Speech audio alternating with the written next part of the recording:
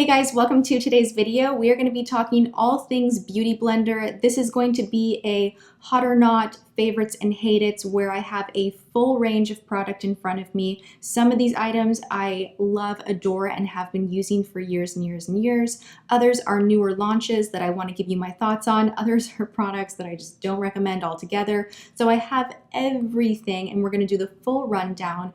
Beauty Blender is a line that keeps expanding. They keep coming out with more product. I think it's really exciting. Their original, this guy right here, the egg-shaped sponge, is one of my most favorite products in the universe. There's nothing else like it. I have tried at least, no exaggeration, 15 different egg-shaped sponges trying to find a dupe.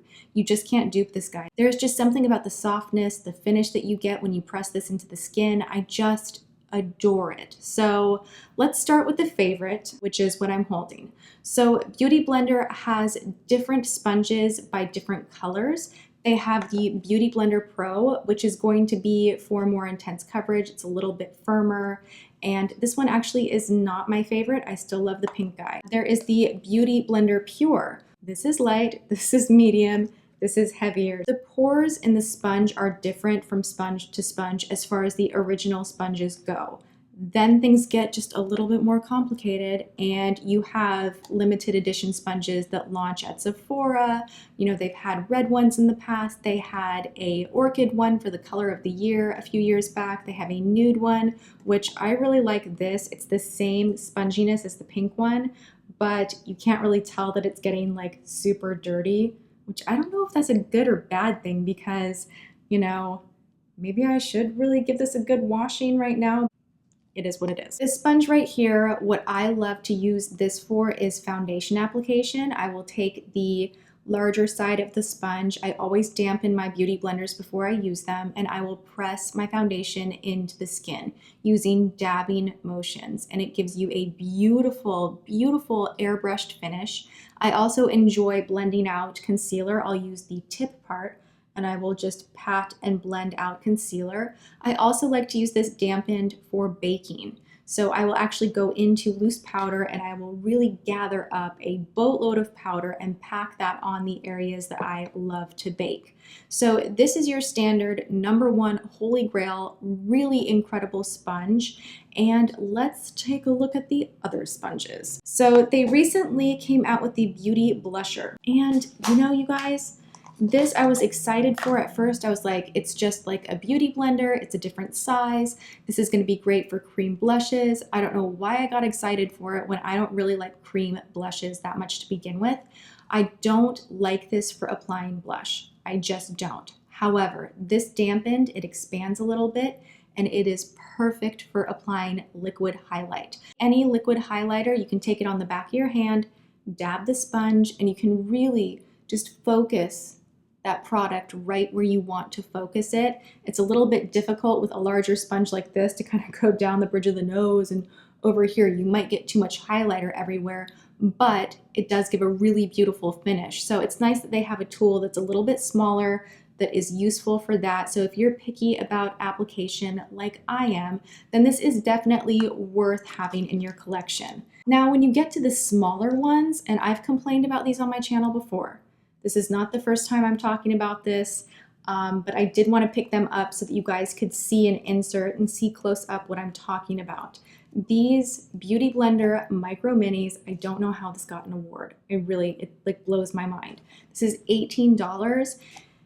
They just float around everywhere, and they are really difficult to hold on to. So if you're going, you know, for concealer right here, I would just rather use this big bad boy and have a little bit of brightness come down in that triangular shape right here.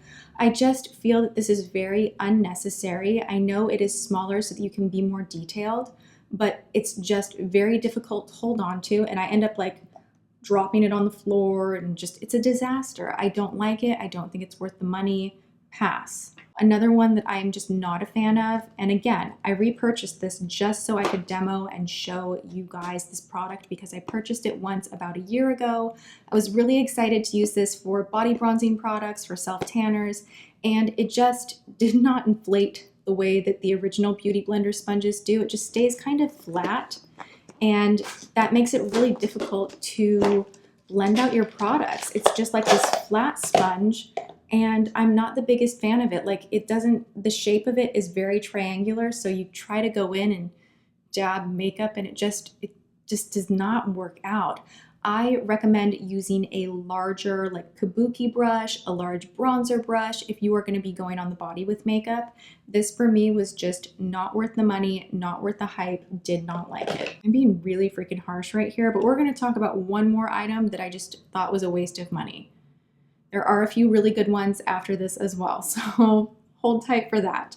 But the Blotterazzi, this is like a beauty blender that got sliced into a loaf of bread, and it's like a thin little layer of that magical sponge technology, and you are going to blot off the excess oil from your face using this on the go. It has a compact, it has a mirror. The idea of it sounds really appealing, but blotting papers or a powder or even just taking your big old beauty blender with you will work just as well, and this just seems like another add-on item that you don't really need.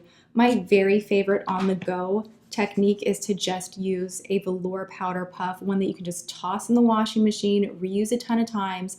I've talked about this in a Tip Tuesday as well, that I will actually just kind of rub some of the excess shine off.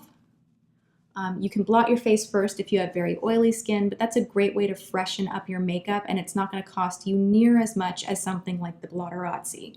All right, so now they did come out with something that is super exciting. They came out with this liner designer, and I really like this. I think it's a really wonderful way to have a guide, not only for your liner, but for your shadow. It sticks on to the skin nicely, and then you can even go with your brush over top of it, and you get that nice cat eye effect.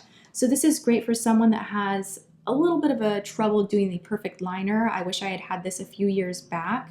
I was always really great at doing liner on other people, and on myself it was a nightmare, but something like this can help even the, biggest makeup newbie. So this is an exciting product. I do have to say that you only get one in here, which is disappointing.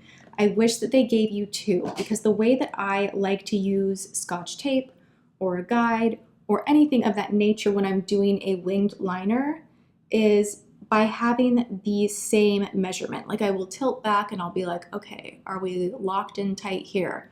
Is this going to be even? It's really important to me that your liner stays looking even. So going on one side and being like, okay, I'm shaping it up to the edge of my brow, I'm doing my liner, and then you go over here, it is hard to mimic the exact same line, at least for me in my very OCD, picky brain, which I am a perfectionist. I get that not everybody's going to see, my thoughts on this as something that's really necessary, but I went and picked up another one so that I could use both of them at the same time and have the perfect cat eye effect.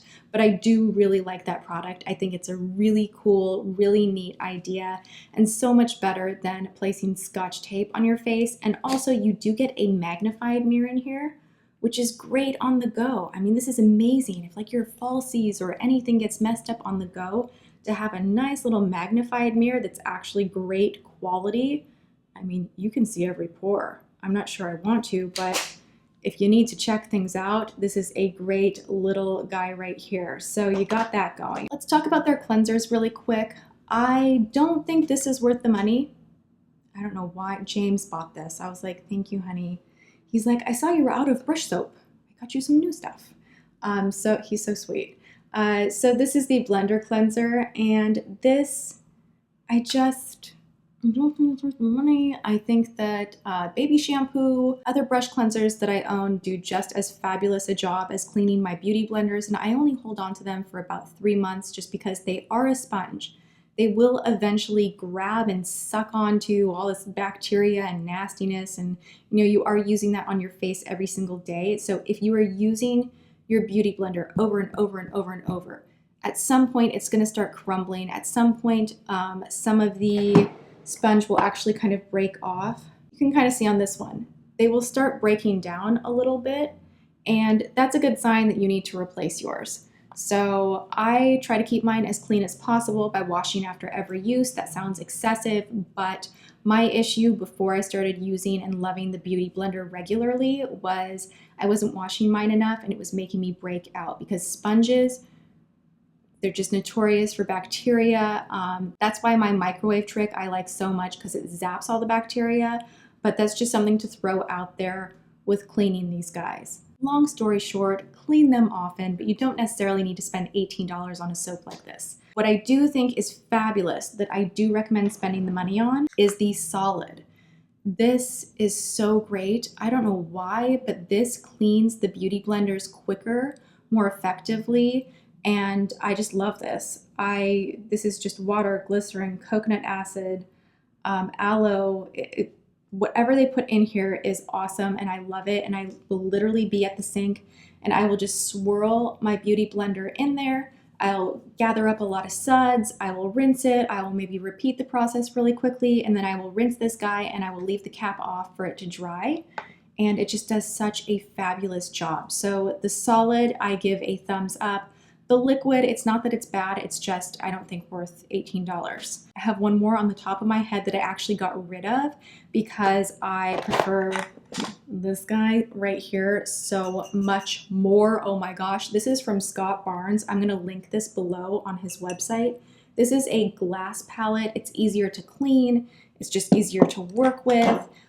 Beauty Blender does have a palette, but it is acrylic and it starts to get really dirty and cracked and messy very quickly. So for me, it being really like, oh, that looks dirty and it's an eyesore and I want everything to look really, really pretty, I prefer the glass. If you have never tried out a Beauty Blender before, go and get one. It is worth the investment. It will change your makeup life. It will change your application of products. And I promise you, you will love it so much. Your foundation goes on so much prettier. It's one of my most favorite products. If I travel and I forget my Beauty Blender at home, I go out and I buy a new one because I'm like, my makeup won't be the same. I need it. It is that good. It is that special. It is totally worth the hype. And I hope that this also gives you a rundown of the rest of their range of products and all the pros and cons. So if you enjoyed this whole hot or not / favorites and hate it's of a ton of products, please give this video a thumbs up and let me know that you liked it in the comments and what brand I can focus on next. And I hope you guys are having an excellent day. I will see you in tomorrow's video.